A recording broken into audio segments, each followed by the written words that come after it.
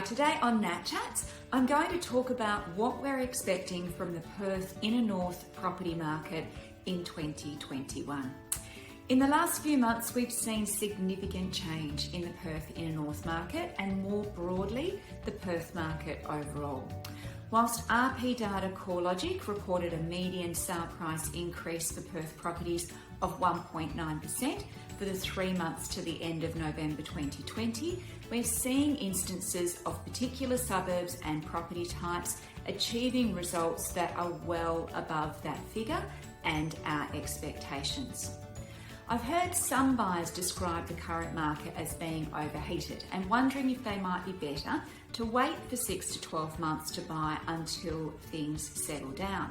My response to that is at your peril. We're coming off median prices that are effectively at the same level as they were in 2006, having experienced declines of, in some instances, upwards of 20% over the last 5 years. So that's a lot of catching up that the market has got to do. Expecting or hoping that prices are going to go back to those levels is not a gamble I'd be taking. What we're seeing now, in my opinion, is the start of a long overdue recovery that began back in January and February earlier this year, 2020, that COVID temporarily put a handbrake on. That handbrake has now come off due to a number of things. First off, the management of the virus, the positive outlook for the WA economy, the population flow that we're now getting back into the state, incredibly low interest rates, and of course, very tight market supply conditions, both in terms of the properties that are available for sale and rent.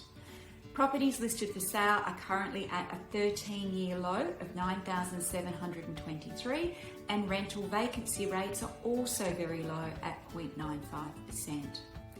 While price rises expected in 2021 won't be the same across all suburbs and property types, bear in mind that the Perth market is not a homogeneous one. Personally, I don't see anything to indicate that prices are going to revert back at some point to previous levels, particularly not in the Perth Inner North market. So any decision to put on hold buying something for the next 6 to 12 months might turn out to be a very expensive one.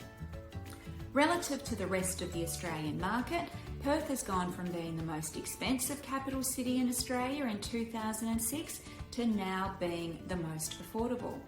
Perth, along with Sydney, is being broadly predicted by banks and economists to perform the strongest in 2021, with price increases estimated anywhere between 5 to 15%.